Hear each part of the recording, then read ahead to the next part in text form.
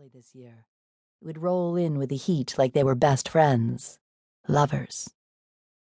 She reached across the bed, probing gently for a warm body but finding only emptiness. Only her dreams. A smile worked its way through her body, the one that came with her dreams. She could feel it in her chest and between her legs. She could feel it spreading across her face and blistering through her skin before it rose up and faded away.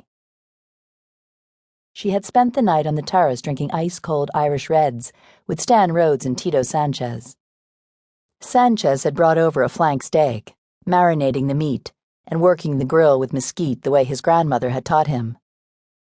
After dinner they sat on the stone wall and gazed down the hill, the lights of the city caught in the dust and glowing like cotton balls from downtown, all the way across the basin to the Pacific.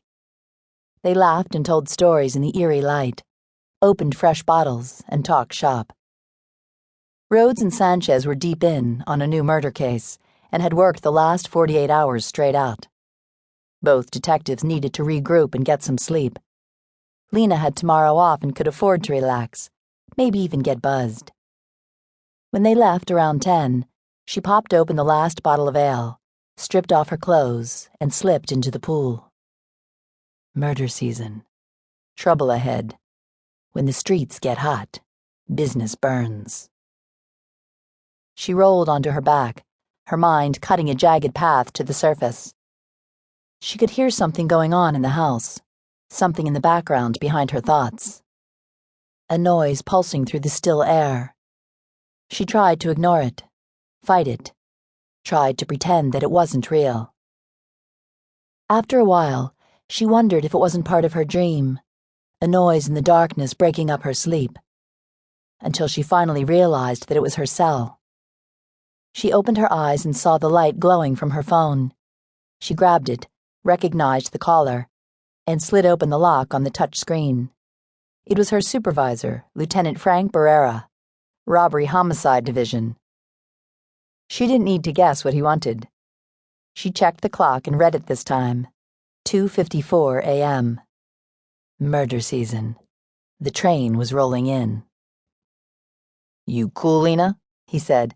"I know it's your day off, so I'm asking if everything's cool." "I'm good. What's up?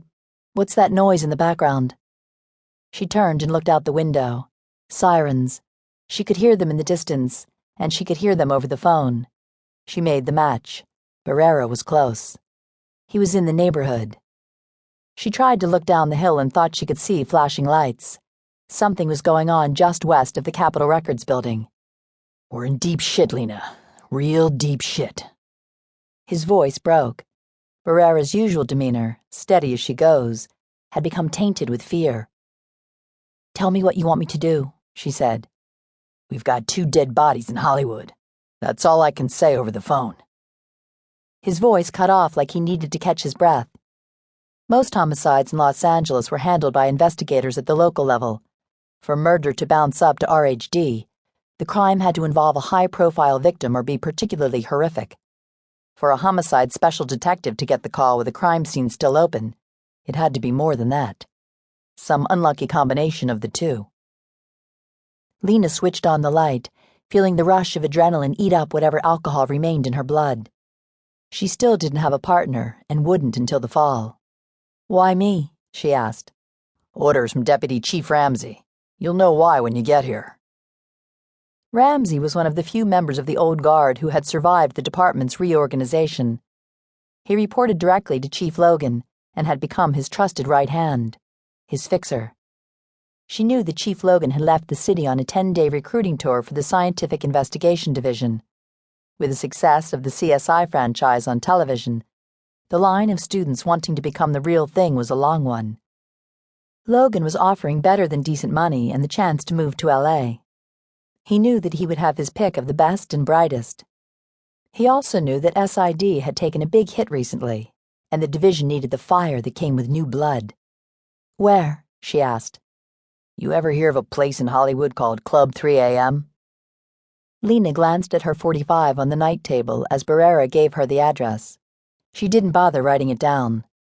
Everyone in LA knew about Club 3 a.m. It had become a celebrity hangout.